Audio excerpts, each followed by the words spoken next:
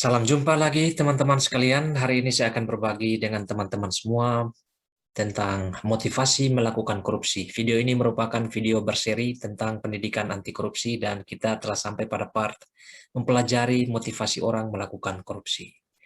Untuk mengawali pembahasan ini teman-teman sekalian, saya akan memulai dengan searching di Google ya, karena itu tempat yang paling mudah untuk kita mencari informasi ya. Nah, ketika saya menyiapkan materi ini untuk membahas tentang motivasi melakukan korupsi, saya coba mencari perbuatan-perbuatan korupsi yang ada di Indonesia ya. Dan menarik sekali teman-teman sekalian, saya kutipkan dari kompas.id ya. Ada satu postingan dari Satrio Pangarso Wisanggeni yang membahas tentang korupsi tradisi di Indonesia, tanda tanya ya. Jadi rupanya memang korupsi ini sudah jadi tradisi ya. Dan saya juga membaca di media online, ya, salah satunya di inews.id ya. Dan di sana tertulis korupsi merajalela di Indonesia karena 5 faktor. Ya, nanti teman-teman bisa langsung mencari setelah melihat atau menonton video ini. Ya. Jadi ada kata kunci tradisi, kemudian ada kata kunci merajalela. Ya. Dan saya juga mencari ya dengan menggunakan keyword pejabat korupsi dan banyak sekali teman-teman ya. Ada Setia Novanto, Patrialis Akbar, Imam Nahrawi, Irman Gusman, Akil Mokhtar, Edi Prabowo dan sebagainya. Nah, teman-teman ingin tahu siapa orang-orang ini? Silakan searching sendiri. Mereka ini adalah orang-orang yang pernah menduduki jabatan-jabatan di lembaga tinggi negara ya. Ternyata bukan hanya pejabat, ada juga artis. Nah, kalau teman-teman mencari artis siapakah yang terseret kasus korupsi, nah ada 10 artis dan di sini saya tunjukkan 3 saja. Yang pertama Angelina Sondak, kemudian ada satu Jennifer Dunn, ini juga terseret dalam kasus korupsi, dan salah satu pedangdut Ria Fitria. Dan masih banyak lagi. Rupanya korupsi ini ada di berbagai kalangan, dari yang kaya sampai yang miskin, dari yang terkenal sampai yang tidak terkenal. Ya. Nah, pertanyaan besarnya adalah, apa yang memotivasi seseorang melakukan korupsi? Nah, ini yang akan saya kemudian dalami di dalam pembahasan berikut. Ya. Motivasinya apa? Yang pertama, teman-teman sekalian, ada motivasi intrinsik orang melakukan korupsi. Yang pertama adalah kepuasan batin, ada kenyamanan batin orang-orang akibat dari dia melakukan tindakan korupsi tadi. Entah kenyamanannya itu berupa kemewahan, kenyamanan atau kepuasan itu memiliki harta yang banyak dan sebagainya. Tapi itulah yang dirasakan oleh orang-orang di dalam dirinya. Ya, mungkin kita perlu wawancara itu narapidana koruptor, narapidana atau koruptor itu ya. Apa sih kenyamanan yang mereka dapatkan ketika melakukan korupsi itu? Yang pasti teman-teman, kalau dari kepuasan dan kenyamanan ini terpelihara atau terjaga, terawat dengan baik, dia akan menjadi gaya hidup. Gaya hidup akan menjadi kebiasaan dan kebiasaan itu akan menjadi tradisi. Bayangkan kalau hal ini terjadi dalam komunitas yang besar, itu pasti akan membuat suatu bangsa menjadi bangsa yang korup. Ya, tentu kita tidak ingin hal itu terjadi. Tapi yang pasti ada motivasi intrinsik korupsi. Salah satunya adalah kepuasan dan kenyamanan akibat tindakan korupsi. Yang kedua, motivasi ekstrinsik. Ya. Biasanya ekstrinsik itu dorongan dari luar. Ya. Bisa berupa perintah, bisa juga berupa tekanan. Perintah dan tekanan ini bukan sesuatu yang sifatnya dipaksakan, tapi bisa juga variabel-variabel atau faktor-faktornya itu tekanan yang sifatnya positif. Ya.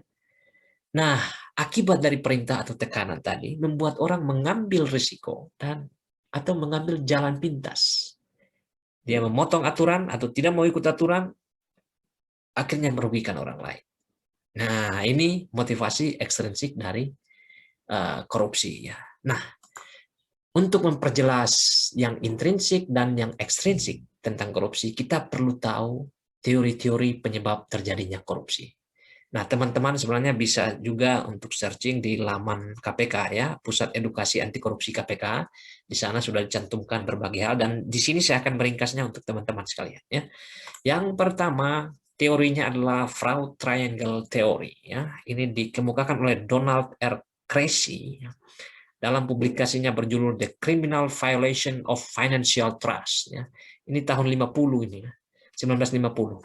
Dia fokus dalam risetnya itu adalah tentang fraud atau kecurangan ya.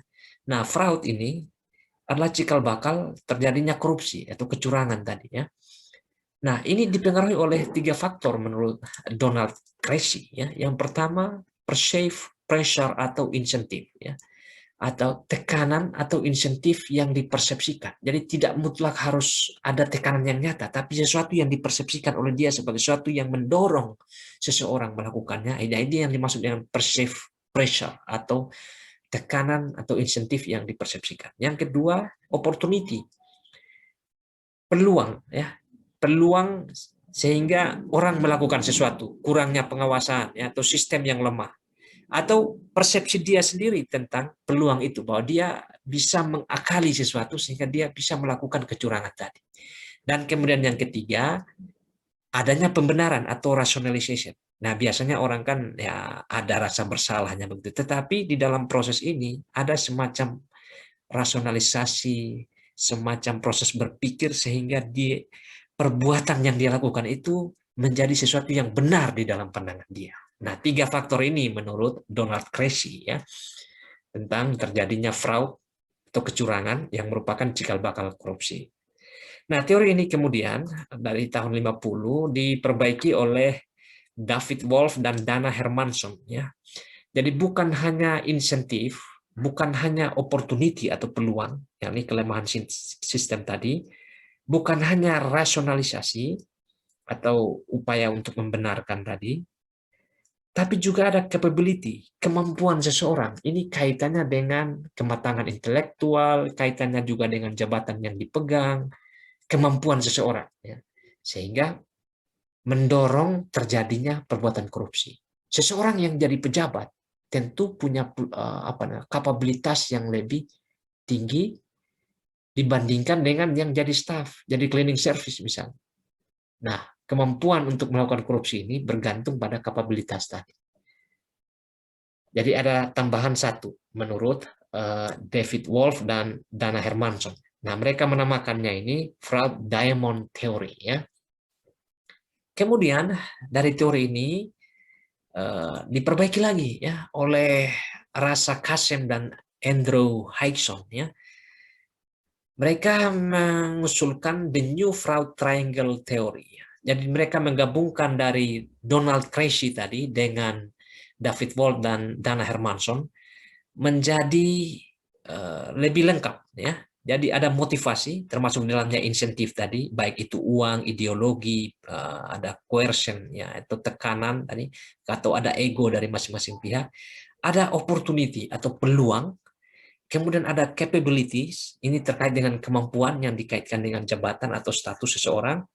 Dan tambahannya dari Kasem dan Hixon adalah personal integrity. Integritas seseorang. Integritas itu kan kesatuan kata dan perbuatan. Apa yang diucapkan itu yang dilakukan. Nah, biasanya orang-orang yang memiliki integritas bagus, integritasnya sangat tinggi, ya cenderung untuk tidak melakukan korupsi ya. Sebaliknya yang tidak berintegritas itu cenderung untuk melakukan korupsi. Jadi dia menambahkan variabel personal integrity ya. Jadi ini makin lengkap ini teori tentang fraud yang merupakan cikal bakal dari perbuatan korupsi ini, kecurangan ya. Nah, teman-teman sekalian, selain teori itu ada juga teori yang sangat terkenal ya dari CDMA teori yang dipopulerkan oleh Robert Klitgaard. Kalau 3 teori yang tadi ya itu berkaitan dengan fraud. Fraud itu juga salah satu perbuatan korupsi. Kalau yang ini langsung menyebutkan tentang korupsi. Jadi dipublikasikan tahun 1988 dengan judul publikasinya Controlling Corruption. Nah, menurut Klitgaard, korupsi itu terjadi karena adanya diskresi ditambah dengan monopoli power dan minus accountability. Jadi rumusnya C sama dengan D plus M minus A. Ya. Korupsi terjadi karena adanya diskresi, monopoli power, kekuasaan, kekuatan, ya, dan kurangnya akuntabilitas. Diskresi itu apa? Diskresi itu adalah kewenangan atau kebebasan mengambil keputusan pada pejabat akibat dari kekosongan aturan atau kekosongan keputusan atau kekosongan kebijakan. Nah, pejabat itu diberikan kekuasaan untuk wewenang untuk mengambil keputusan. Nah, kalau diskresi ini diperbesar, ditambah lagi dengan monopoli kekuasaan, hanya dia yang berkuasa, dikurangi atau tidak adanya akuntabilitas, tidak adanya transparansi, tidak adanya pelaporan, tidak adanya tanggung jawab. Nah, itu akan menciptakan ruang yang sangat besar terjadinya korupsi. Itu menurut Robert Klitgard ya, dengan CDMA teori ini ya. Nah, dari Klitgard kita pindah ya. Ini publikasi tahun 88. Di tahun 96 ya, itu Jack Bologna, Robert Lindquist dengan Joseph T. Wells itu menulis sebuah buku ya, The Accountant Handbook of Fraud and Commercial Crime ya. Nah, dia mempopulerkan suatu teori yang disebut sebagai GONE Theory ya. GONE Theory ini, GONE ini merupakan singkatan dari Greed, Opportunity, Needs, dan Expose. Nah, menurut Bologna dan kawan-kawan, korupsi itu disebabkan oleh 4 faktor ini. Greed, perilaku serakah, tamak, kemudian bisa juga karena opportunity atau peluang. Peluang ini karena apa? Ada kelemahan di dalam sistem, tidak diawasi, tidak ada CCTV, tidak ada pelaporan, ya, tidak ada supervisi dan sebagainya. Itu menciptakan peluang orang melakukan korupsi. Kemudian ada needs. Needs kenapa ya? Karena pemenuhan kebutuhan. Dia tidak punya uang untuk memberikan anaknya pendidikan yang tinggi di luar negeri misalnya, akhirnya dia melakukan korupsi. Ini karena kebutuhan. Dia tidak punya uang untuk menyekolahkan anaknya ke sekolah negeri misalnya, akhirnya dia melakukan korupsi. Itu by needs. Nah, corruption by expose. Kenapa korupsi terjadi? Menurut Bologna dan kawan-kawan, ini juga karena pengungkapan terhadap kasus korupsi itu disertai dengan hukumannya itu tidak membuat orang jera. Kenapa begitu ya? Karena hukumannya lebih ringan. Ya. Sementara korupsinya besar, dia sudah dapat keuntungan besar, hukumannya ringan, ya orang tidak jera. Akhirnya korupsi terjadi lagi. Nah, ini memang sangat terkenal dari GONE teori ini ya, greed, opportunity, needs, and expose. Corruption by greed, corruption by opportunity, corruption by needs, dan corruption by expose. Nah, ini teori yang dipopulerkan tahun 96 ya. Kemudian ada juga teori-teori lain teman-teman ya, misalnya willingness and opportunity to corrupt. Korupsi terjadi karena ada kesempatan ya, kelemahan sistem pengawasan yang kurang, kemudian ada niat ya, kebutuhan dan keserakahan. Ini relatif ya teori-teori yang sering disebutkan di dalam beberapa literatur, tetapi rujukannya juga tidak terlalu jelas rujukannya, tapi ada teorinya ya. Ada disebutkan di dalam beberapa literatur. Kemudian ada juga cost benefit teori. Korupsi terjadi karena manfaat yang didapat dari korupsi itu lebih besar daripada biaya atau risiko. Jadi kalau dia korupsinya itu 100 miliar misalnya, tapi dia dihukumnya 3 tahun, diberi denda atau disita hartanya hanya 1 miliar, berarti risikonya kecil. Manfaatnya lebih besar. Akhirnya orang memilih untuk lebih baik kalau begitu korupsi saja ya. Kemudian juga ada dari salah satu penasihat KPK, kalau dilihat dari motivasi menurutnya ya, ini Pak Abdullah Hamahwa, orang melakukan korupsi itu pertama karena kebutuhan, kemudian karena peluang ya, kemudian memperkaya diri sendiri, atau korupsi untuk menjatuhkan pemerintah dan menguasai negara. Kita tahu ada elit-elit di negara ini yang tidak ingin lahannya, tidak ingin usahanya itu mengalami apa namanya, suatu gangguan atau hambatan yang akhirnya mencoba menyuap penyelenggara negara untuk memuluskan berbagai macam bisnis dan sebagainya. Nah, itu kira-kira teori yang menjelaskan penyebab seseorang melakukan korupsi. Nah, teman-teman sekalian, pertanyaan pentingnya begini. Kalau merujuk pada GONE teori, dan penyebab misalnya opportunity tadi ya, peluangnya itu needs dan expose ini bisa dikendalikan. Jadi kalau opportunity-nya kita kendalikan, kita bikin sistem yang bagus. Needs-nya supaya dia tidak korupsi, diberikan gaji yang besar, insentif yang besar. Untuk expose, hukuman untuk koruptornya juga dinaikkan, bisa mencapai hukuman mati atau hukuman seumur hidup misalnya. Itu mudah untuk dilakukan ya, membuat sistem yang baik. Nah, yang sulit ini adalah yang greed ini karena serakah ya. Ini sulit dikendalikan karena dia bersumber dari dalam diri sendiri ya. Kenapa seseorang tamak? Nah, saya ingin teman-teman menulis atau mencari tahu apakah ada penjelasan rasional dari sisi psikologi tentang mengapa sifat keserakahan atau tamak ini terjadi ya, khususnya pada orang-orang yang sudah kaya dan sudah memiliki kekuasaan. Dia sudah kaya, dia sudah punya uang, dia sudah punya segalanya, tapi kok masih serakah atau masih tamak untuk melakukan korupsi? Apa yang menyebabkan hal itu? Nah, coba teman-teman beri jawaban ya. Nanti tulis saja di kolom komentar juga boleh di video ini dari sisi psikologi mengapa sifat ini kok bisa terjadi. Nah, itu saja teman-teman dari saya yang bisa saya sampaikan hari ini. Terima kasih banyak. Nanti kita jumpa lagi di video-video berikutnya.